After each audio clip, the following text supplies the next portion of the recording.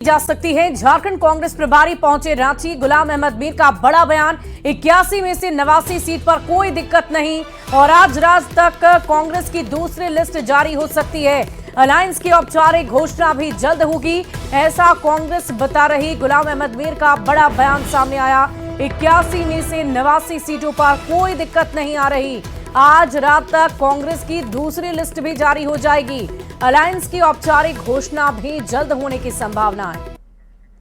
तो इस वक्त की बड़ी खबर आपको बता रहे हैं, गुलाम अहमद मीर का बड़ा बयान सामने आया है। इससे पहले भी उन्होंने कांग्रेस कितनी सीटों पर लड़ाई लड़ेगी इसको लेकर अपना बयान दिया था और इसी बीच उन्होंने कहा है कि अब दूसरी लिस्ट भी जल्द जारी कर दी जाएगी।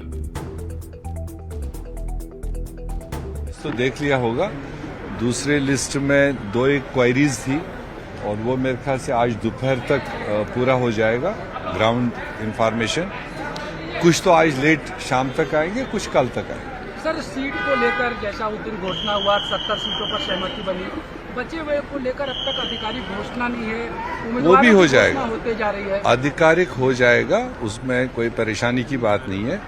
और मेरे ख्याल से कुछ सीटों पर तो सहमति होगी, कुछ सीटों पर हो सकता है कुछ हमारे नए मेहमान अपने हिसाब से लड़ना चाहते हैं, तो उसमें भी कोई दिक्कत नहीं। 81 से में से 79 सीटों पर आपको किसी तरह का अनुवाद नहीं मिलेगा, बट 1-2 सीटों पर अभी कश्मकश है, उसमें मनाने नंबर गेम क्या है सर? कितने सीटों? जब 81 निकलेगा आप देखोगे। वहीं गढ़वा से बीजेपी प्रत्याशी सत्येंद्र नाथ तिवारी ने नामांकन दर्ज करा दिया है। नामांकन में केंद्रीय मंत्री और झारखंड बीजेपी के चुनाव प्रभारी शिवराज सिंह चौहान भी शामिल हुए। नामांकन के बाद रामा साहू मैदान में हुई विशाल जनसभा में शिवराज सिंह चौहान ने हेमंत सरकार में भ्रष्टाचार की गंगा बहने का आरोप लगा दिया और राज्य में विधि व्यवस्था की स्थिति पर भी गंभीर सवाल उठाए।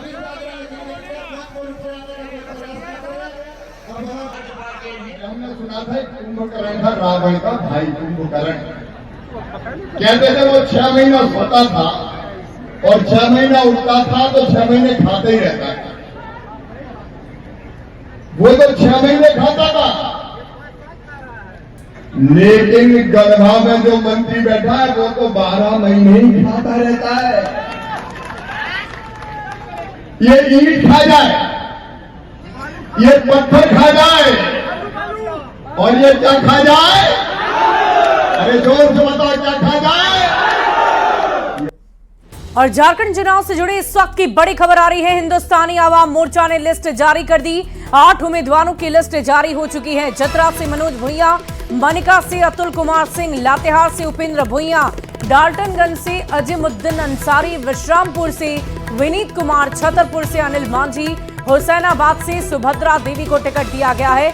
हम प्रदेश अध्यक्ष सुशील कुमार ने इस बाबत पूरी जानकारी दी है। तो इस वक्त की बड़ी खबर आपको बता रहे हैं, हम की तरफ से उम्मीदवारों का लिस्ट जारी कर दिया गया है। हिंदुस्तानी आवाम मोर्चा ने अपने 8 सीटों के लिए उम्मीदवारों का चयन कर लिया है, उनकी लिस्ट भी जारी कर दी है।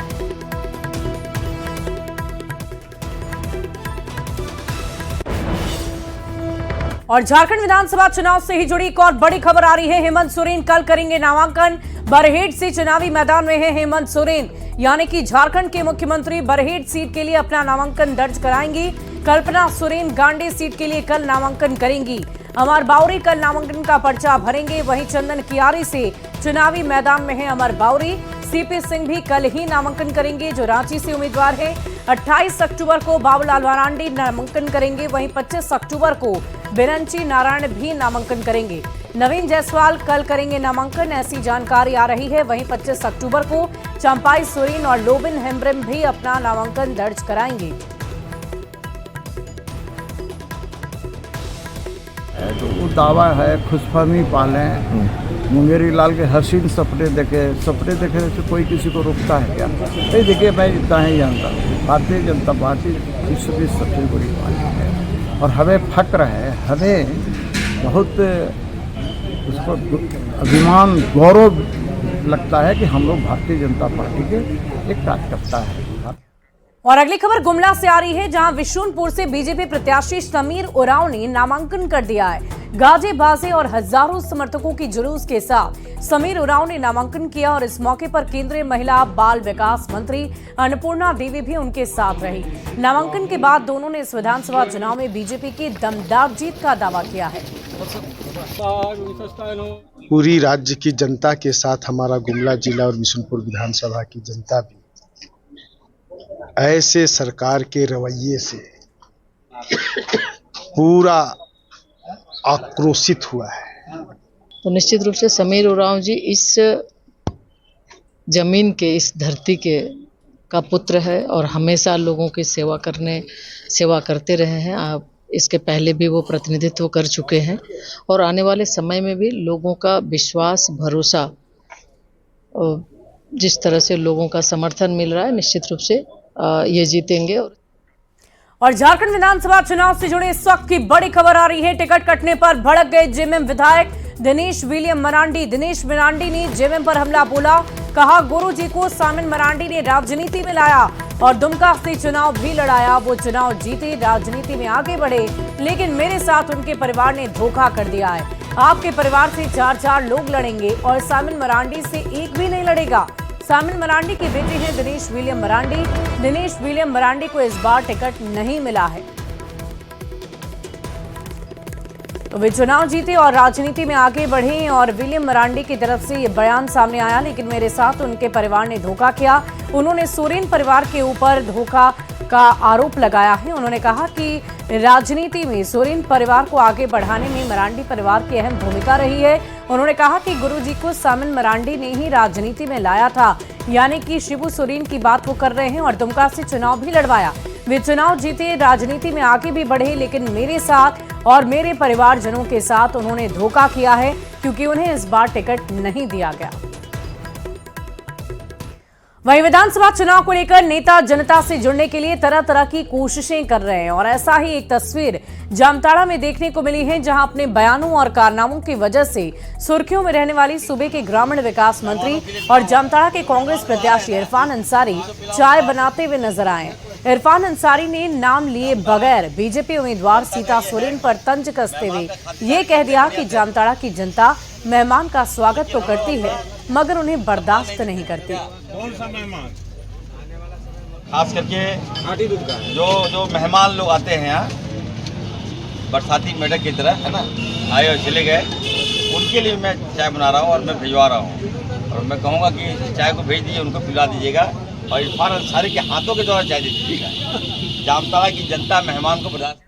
झारखंड विधानसभा चुनाव से पहले दल बदल की सियासत तेज हो गई है। टिकट नहीं मिलने से नाराज नेता पार्टी छोड़कर दूसरे दल में जा रहे हैं। बोरियो से टिकट नहीं मिलने से बीजेपी नेता सूर्या हांसदा भी नाराज बताए जा रहे हैं। उनके निर्दलीय चुनाव लड़ने की संभावना है, जिस पर बयानबाजी भी जमकर की जा रही है। कई लोगों के यहाँ घर पर जा रहा हूँ भाई, वो हमारे पार्टी के कार्यकर्ता है, पार्टी को मजबूती प्रदान करने में उनका भी बड़ा अहम रोल है। भाई हम कैसे बोल सकते हैं, वो भी कहीं जाएंगे नहीं, रूठे हुए हैं।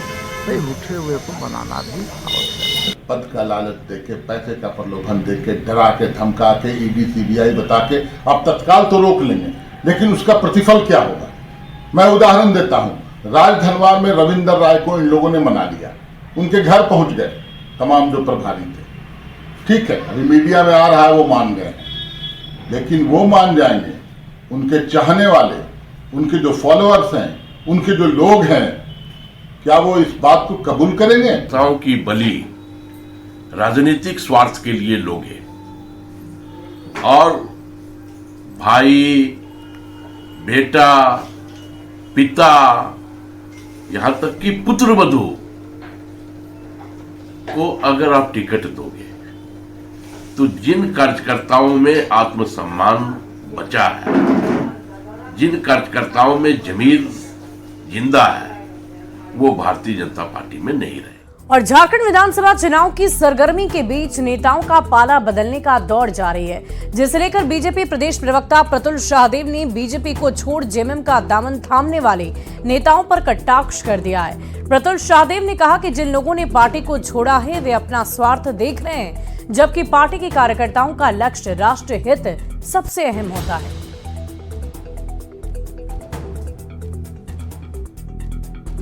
आधारित पार्टी है, 9 करोड़ कार्यकर्ता हैं, उसमें अगर 2, 4, 5 नेता इधर उधर चले जाते तो कोई हमें फर्क नहीं पड़ता। हमने अंतिम समय तक मनाने की कोशिश की, लेकिन अगर किसी का लक्ष्य स्वहित हो, राष्ट्रहित नहीं हो, राजहित नहीं हो, तो फिर उसमें तो कौन जाने वाले को रोक सकता है।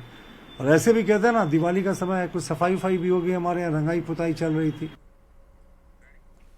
और बीजेपी छोड़ जेएमएम में शामिल होने वाले नेताओं पर बीजेपी की टिप्पणी पर जेएमएम सांसद महुआ मांझी ने आपत्ति जताई है। महुआ मांझी ने बीजेपी को 7 महीने पहले हुए लोकसभा चुनाव की याद दिला दी, जिसमें उन्होंने जेएमएम कांग्रेस की 3 महिला उम्मीदवारों को टिकट दिया था। आपको पता होगा कि लोकसभा चुनाव में बीजेपी ने 3 महिलाओं को टिकट दिया झारखंड से। बीजेपी अपने आप को दुनिया की सबसे बड़ी पार्टी कहती है, सबसे अधिक महिला कार्यकर्ता भी उनके पास है। तीनों महिला नेत्री जो हैं, वरिष्ठ नेत्री, वो एक जेएमएम की थी, एक कांग्रेस की थी और एक राजद की थी। तो आप बताइए कि बीजेपी के से अगर कोई हमारे यहाँ आए तो वो गंदगी है, और यहाँ से कोई जाए तो वो क्या है। इस तरह की भाषा का इस्तेमाल नहीं करना चाहिए। और रामगढ़ से बड़ी खबर आ रही है। गैंगस्टर अमन साहू कर रहे चुनाव लड़ने की तैयारी। जेल में बंद गैंगस्टर अमन साहू के लिए नामांकन पत्र खरीदा गया है। अमन की मां ने उनके लिए नामांकन पत्र खरीदा है। बड़कागांव विधानसभा क्षेत्र से चुनाव लड़ने की तैयारी कर रहे हैं अमन साहू। उनकी मां की तरफ से फिलहाल नामांकन पत्र खरीद लिया गया है। आपको बता दें कि अमन साहू इस वक्त जेल में सजा काट रहे हैं।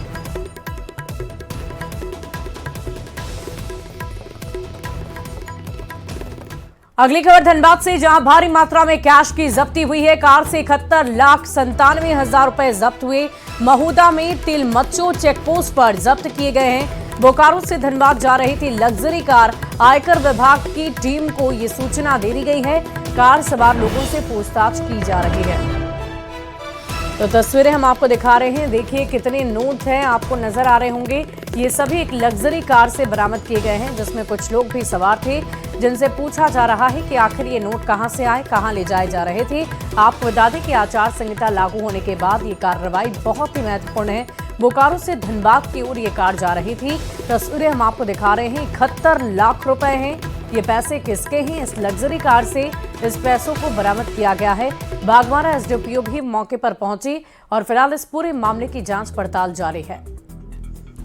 तो एक्सक्लूसिव तस्वीरें हम आपको आपकी टीवी स्क्रीन पर दिखा रहे हैं।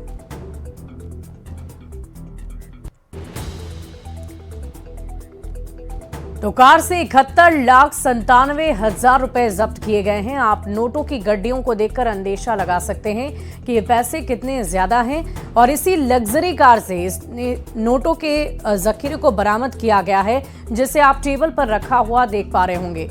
पुलिसकर्मियों की तरफ से ये बड़ी कार्रवाई की गई है। आचार संहिता लागू होने के बाद जो तस्वीरें इस वक्त आप देख पा रहे हैं, बोकारो से धनबाद की ओर इस गाड़ी को ले जाया जा रहा था।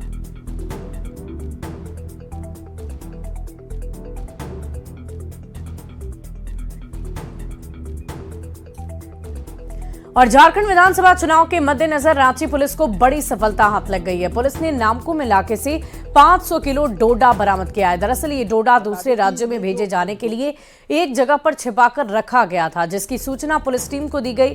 पुलिस ने कार्रवाई करते हुए इसे बरामद कर लिया। हालांकि इस मामले में अब तक कोई आरोपी गिरफ्तार नहीं हो पाया है।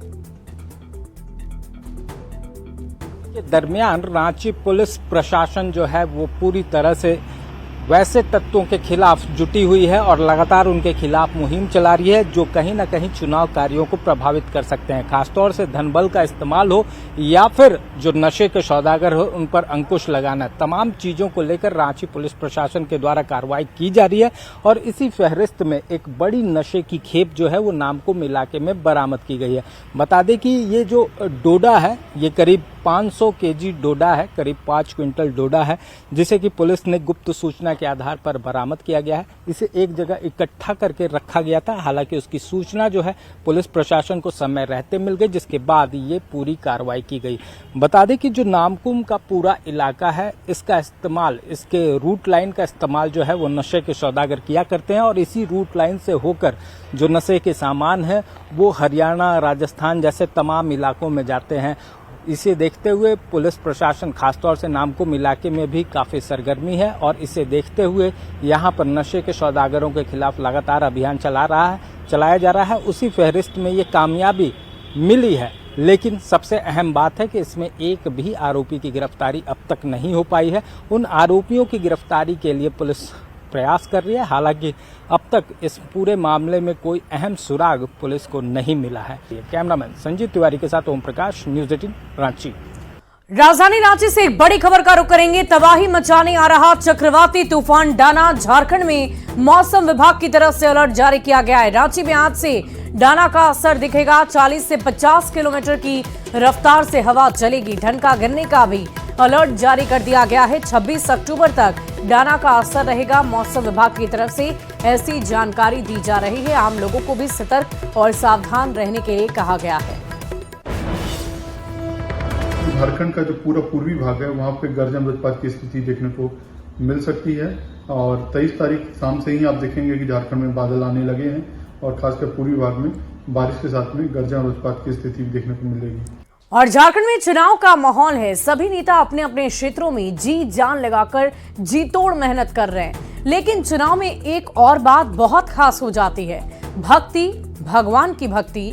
जिसकी जैसी श्रद्धा होती है वो वैसी भक्ति करता है, लेकिन चुनाव में भगवान की याद नेताओं को जरूर आती है, क्योंकि बिना उनके आशीर्वाद से उनकी नैया पार कहां होने वाली।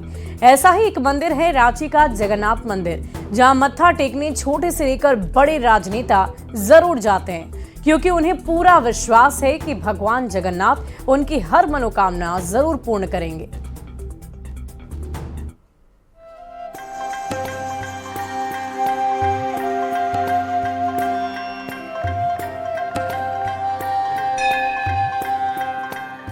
हर मंदिर शक्ति का केंद्र होता है, भक्ति का केंद्र होता है और हर मतदाता एक भक्त। और इन्हीं भक्तों का साथ पाने के लिए और भगवान का आशीर्वाद पाने के लिए नेता लोग मंदिर मंदिर मत्था टेकते हैं।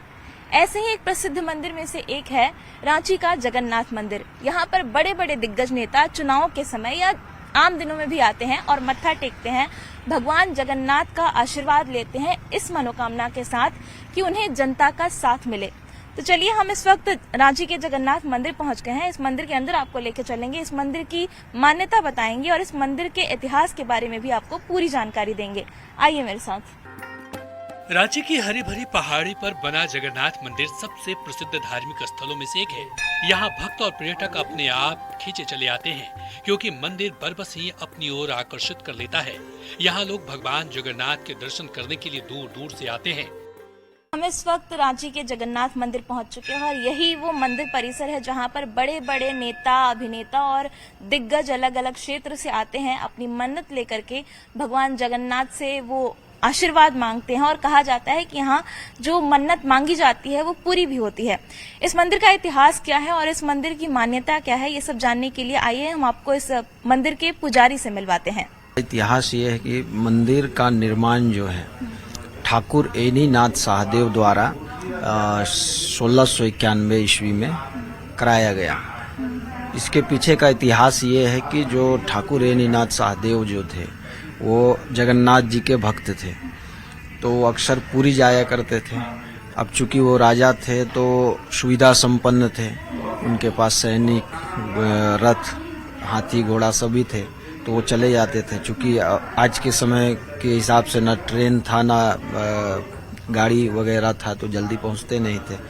वो अपना लेकर के चले जाते थे, वहां से भगवान का दर्शन करते थे। एक दिन उनके मन में विचार आया, जब वो पुरी जा रहे थे उस समय, कि मैं तो सुविधा संपन्न हूँ, तो मैं तो चला जाता हूँ, जगन्नाथ जी का दर्शन का लाभ ले लेता हूँ, लेकिन मेरी जो प्रजा है यहाँ की वो दर्शन का लाभ नहीं ले पाती है।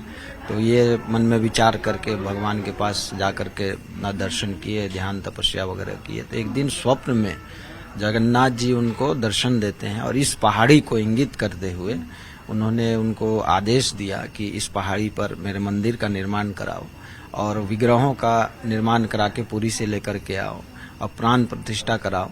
उसके बाद जो दर्शन का लाभ पुरी में मिलता है वही दर्शन का लाभ इनकी प्रजा को यहाँ करने से मिलेगी।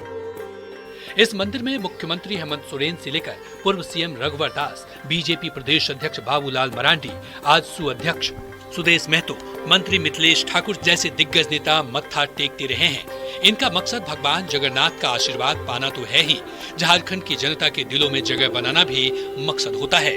जगन्नाथ स्वामी नयन पथगामी भवतु में, यानी स्वामी जगन्नाथ के दिखाए हुए रास्ते पर हम चले, सद्गुण और धर्म के रास्ते पर चले, ऐसा आशीर्वाद हमें दीजिए। यही कामना हर भक्त के मन में रहती है और यही कामना हर उस नेता के मन में भी रहती है जो इस मंदिर में आते हैं। अभी इस मंदिर में आम जनता का जमावड़ा तो लगा हुआ है, लेकिन जैसे जैसे चुनाव की तारीखें नजदीक आती जाएंगी, यहाँ पर राजनेताओं का जमावड़ा लगना भी शुरू हो जाएगा। बड़े बड़े दिग्गज यहाँ पर आके मत्था टेकेंगे और भगवान जगन्नाथ का आशीर्वाद लेंगे। कैमरा पर्सन संत के साथ जूली, न्यूज 18 रांची। और फिलहाल इस बुलेटिन में अभी के लिए बस इतना ही। आप बने रहे न्यूज 18 बिहार झारखंड के साथ।